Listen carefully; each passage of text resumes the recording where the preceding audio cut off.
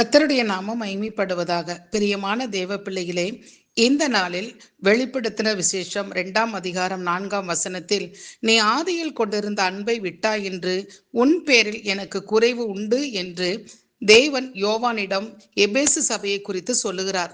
பொதுவாக நம் எல்லாருடைய வாழ்க்கையில் குறைவு என்பது எது என்று கேட்டால் இம்மைக்குரிய ஆசீர்வாத குறைபாடுகளையும் சரீர குறைபாடுகளையும் தான் சொல்லுவோம். ஆனால் தேவன் ஒவ்வொரு மனிதனுடைய ஆத்மாவைத்தான் முதலில் பார்க்கிறார். பிரியமானவனே, உன் ஆத்துமா வாழ்வது போல நீ எல்லாவற்றிலும் வாழ்ந்து சுகமாய் இருக்கும்படி வேண்டுகிறேன் என்று 3 யோவான் 2 வாசிக்கிறபடி ஆத்துமாவில் ஒவ்வொரு மனிதனும் குறைவு இல்லாமல் வாழ வேண்டும். இதைத்தான் தேவன் எதிர்பார்க்கிறார். ஆம் தேவ பிள்ளைகளே, ஆத்துமாவில் என்னென்ன குறைவு காணப்படுகிறது? முதலாவதாக 1 தெசலோனிக்கேயர் 3 அதிகாரம் 10 விசுவாச குறைவு. உங்கள் விசுவாச குறைவை நிறைவாக்கும் பொருட்டு இரவும் பகலும் வேண்டிக் கொள்ளுகிறோம் என்று பவுல் தெசலோனிக்கே சபைக்கு எழுதுகிறார். ஆம், விசுவாசமானது நம்பப்படுகிறவர்களின் உறுதியும் காணப்படாதவர்களின் நிச்சயமாய் இருக்கிறது என்று எபிரேயர் 11:1 தேவனை விசுவாசிப்பதால் நாம் விசுவாசி என்று அழைக்கப்படுகிறோம். இந்த நாளிலும் சூழ்நிலைகள் நமக்கு சாதகமாக இருக்கும் போதும் தேவ வார்த்தையின் மீது விசுவாசம் வைப்பதை விட நமக்கு எதிரடையான காரியங்கள் நம்மை சுற்றி நடந்தாலும் தேவன் எனக்கு கொடுத்த வாக்குத்தத்தம் என் வாழ்வில் நிச்சயம் நிறைவேறும் என்று விசுவாசியுங்கள். உங்கள் விசுவாச குறைவை தூக்கி எறியுங்கள்.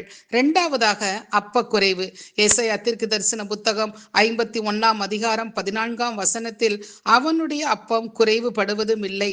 இந்த வார்த்தை சிறைப்பட்டு போன சீயோன் திரும்பி வரும்போது அவர்களுக்கு சொல்லப்பட்ட வார்த்தை. நம்மையும் அவர் பாவத்தின் பிடியிலிருந்து விடுதலை ஆக்கினார் அல்லவா? நம்மிடத்தில் அப்ப குறைவை தேவன் விரும்பவில்லை.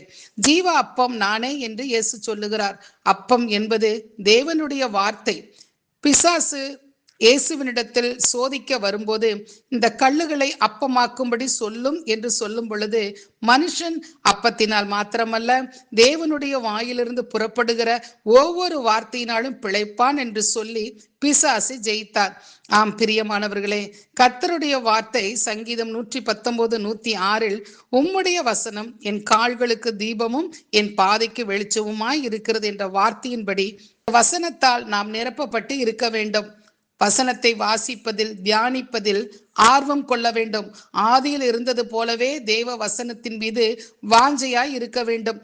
நம் ஆத்துமாவை தேவ வார்த்தையால் நிரப்பி இருக்கும் பொழுது நமக்கு எதிராய் வருகிற சத்துருவின் போராட்டத்தை நாம் எளிதாய் ஜெயிப்போம்.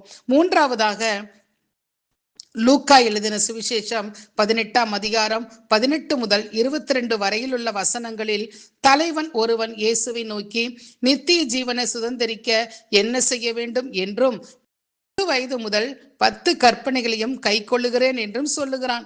இயேசு அவனிடம், இன்னும் உன்னிடத்தில் ஒரு குறைவு உண்டு. உனக்கு உண்டானவைகளை எல்லாம் விற்று தரித்திரருக்கு கொடு என்று சொல்லுகிற போது அவன் ஐஸ்வர்யவானாக இருந்தபடியால் இதை கேட்டு துக்கமடைந்து போய்விட்டான். பிரியமானவர்களே, தேவனுக்கும் திக்கற்றவர்களுக்கும் கொடுக்க வேண்டியதை காணிக்கைகளாக தான தர்மங்களாக நற்கிரியை செய்வதில் நாம் குறைவுபடவே கூடாது. இப்படி செய்வதால் பரலோகத்தில் நமக்கு பொக்கிஷம் உண்டு.